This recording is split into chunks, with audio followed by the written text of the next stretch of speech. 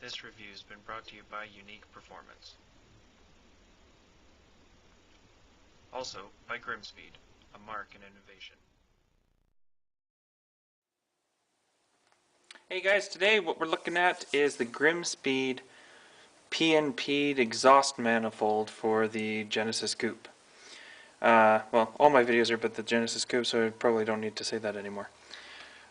Basically what it is it is a original factory exhaust manifold. GrimmSpeed works their magic on it, and you get it back. And they're saying 2 to 400 RPM faster spooling, and 10 to 15 horsepower and torque throughout the rev range. Now that I'm not going to be testing because this is going to be thrown onto Project Woodstock, so lots of stuff all at once. But what will be happening is that this will be plugged into whichever turbo I end up going with. But today we're going to focus on actually taking a look at what GrimmSpeed does when they say, oh, we port and polish it. Now, due to some legal reasons, we can't call it what it actually is because that's a trademark. So, but we're going to use the term PnP because that's the closest alternative and most generic term that we can use in order to describe what's going on. And what PnP means is port and polish.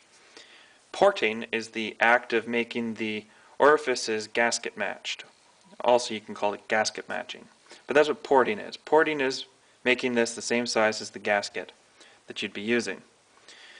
Polishing is a different way of saying what we're not allowed to say. And what that is they actually, as you can see, they polish the inside of the runners. You see a little bit of reflection in here. So they're nice and smooth, and when I say smooth I mean like I've got ceramic plates that are more coarse than this is. This is really smooth. And GrimmSpeed media blasts the entire thing. So this isn't painted. This is just your stock cast iron or steel exterior. And when they media blast it, you end up getting a media blasted gasket finish. And that's not perfectly smooth. It's smooth, but it's not perfectly smooth, which means it's got a little bit of sandwiching ability and good lateral grip. Bunch of technical stuff. What it means is that you don't need to go and rehone your surface here because they've gone ahead and done that for you. The other gasket surface is also, as you can see, well, maybe you can't see. That's not really a... You'll see there. But one thing is definitely noticeable is that it is really, really shiny on the inside. And to kind of give you guys an idea, you guys have all seen pictures, but I mean, what are pictures, right? When you have video. That's how much light comes through on port 3, port 4, port 2, and port 1. Now port 1 admittedly has twice the amount of distance that it's got to cover versus port 4. And if I tilt this on its side here, shine the light in, you can see that it progressively gets more and more.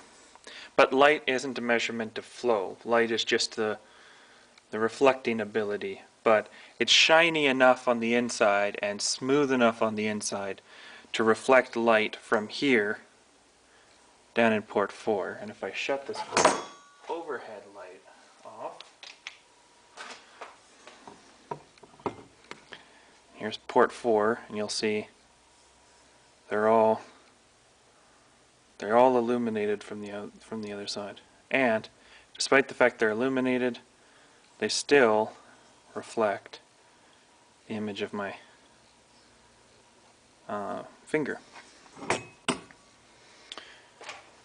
So, what is my official take on this?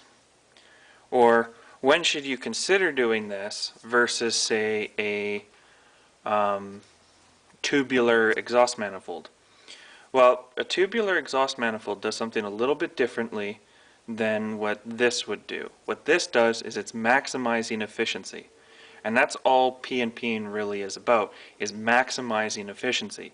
It's taking the biggest possible port on your block, okay, which is here, and they are keeping it as much as possible to flow to here, which they've also gasket matched. And by gasket matching, it means there's no step.